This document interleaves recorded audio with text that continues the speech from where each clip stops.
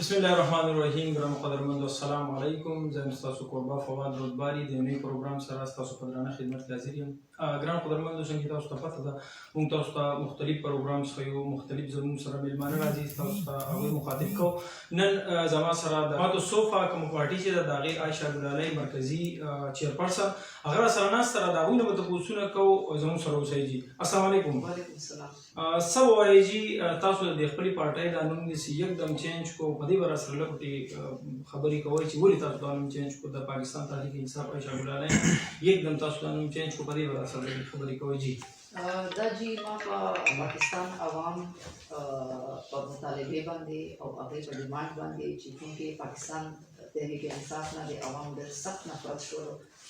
او 15 کاله یې په خیبر پښتونخوا کې وکتلو او بیا درېیم کال یې په وفاق کې دی او په ټول پاکستان کې دی. نو عوام دومره سخت لکه عوام دا وایي چې موږ دا نه برداشت کوو او تاسو خو موږ دپاره قابل احترام یې، ځکه چې تاسو همیشه موږ ته وارننګ هم راکړی دی او تاسو موږ لکه یو دی دا وایي چې تاسو موږ ته اول نه ویلي وو چې دا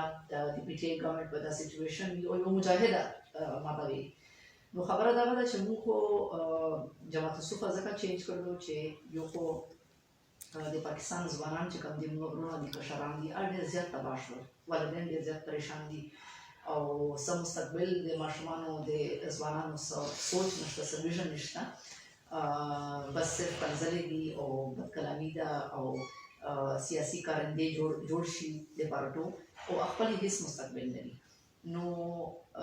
مونږ جماعت صوفا چې کومه ده یو تربیتګاه به وي، یو بهترینه تربیتګاه، چونکې ما خپله یو مدرسې سره تعلق دی. نو هغې یو دیني سوچ نه دی پاکستان لپاره یو مونږ غواړو چې یو حقیقي اسلامي نظام راشي، اسلامي نظام حکومت راشي، اسلامي نظام معیشت راشي. هغې کې به د پاکستان ټولې د ظالمانه ټیکس نظام چې کوم دی هغې حل هم شته دی او چې کوم هر چا ته یو باعزت روزګار دی، که هغه ځوانان دي، که هغه مشران دي، که هغه زنانه دي، که هغه معذور افراد دي، که تیسری جنس دی، ټول طبقو ته خپل حقوق چې کوم دی په ریاست کې، فلاحي ریاست کې موږ ویژن دی. نو صوفا چې کوم دی موږ ځکه نوم ورکړی دی چې یو درسګاه به وي چې موږ ځوانانو ته دا لار ښیي چې دلایل سره خبره کوه، ښه اخلاق سره خبره کوه او چې کوم دا اوس پاکستان کې د اخلاقیات نه یو محرومه شوې معاشره ده، دې معاشرې نه چې کوم دی دا واپس راشي او خپل واپس دین طرف ته، اعلی اخلاق طرف ته راشي. ښه جي، دا راته ووایه خلکو ته څه پیغام ورکوئ؟ که موږ وګورو نن سبا په سوشل میډیا باندې په هر چینل باندې دا یوه خبره چلیږي چې خلک د سیاسي خلکو نه ډېر زیات تنګ شوی دی، بلکې تاسو دا خبره وکړئ چې موږ دیني ماحول طرف ته هغه هلکان هغه زنانه راولو، موږ صوفا په نوم باندې د خپل یو ویژن روان کړی دی، هغه خلکو ته څه پیغام ورکوئ جي؟ جی بالکل،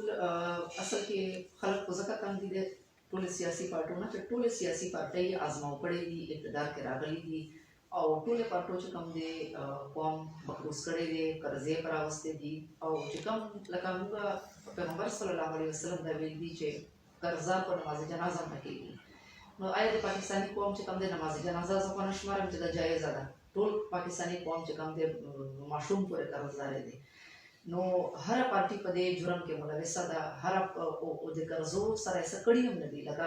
قرضې د چا جیب ته لاړې دی،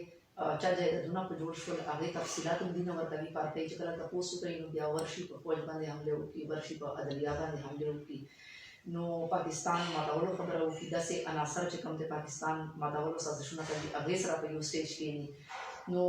دا داسې قسمه سیاسي پارټونه اوس عوام سوشل میډیا ډېر غټه فایده ده، نو عوام ډېر بشعوره شول اوس. خو عایشه ګلالۍ دې په دې صورت کې دې یاد ساتي عوام چې دا هغه مونږه خور ده، هغه مونږه لور ده چې هغې په ټایم باندې مونږ ته دغه وارننګ راکړی و چې مونږ یو فراډ پسې تللو، ځکه چې مؤمن چې کوم دی هغه کس وي چې هغه غلطي دوباره نه دوهراو کوي. ما درې کاله ما پر رسپټک ګورنمنټ وکتلو، څلور کاله ما پر رسپټک ګورنمنټ وکتلو، هغې چې کوم پرفارمنس و، هغې چې کرپشن لیول و، نو هغه د این پي نه هم زیات و. نو خبره دا ده چې ما هغه ټایم قوم ته باندې ما استعفا ورکړه، اوس ما هم مراعات اخیستلی او زه به چېرته چې کوم د کمپرومایز به ما کړی وی، زه به اوس منسټر وی. خو خبره دا ده چې الله تعالی د هدایت ورکولو ول دی او مشکله وي لار، خو خبره دا ده چې قوم اوس پوهېږي چې دغه مونږ ته بالکل صحیح خبره کړې وه او جماعت الصفا ان شاء الله د قوم د نجات لپاره واحده عوامي پارټي ده چې د عوام د مسایل او د تکالیف ترجمانه پارټي ده. مهرباني.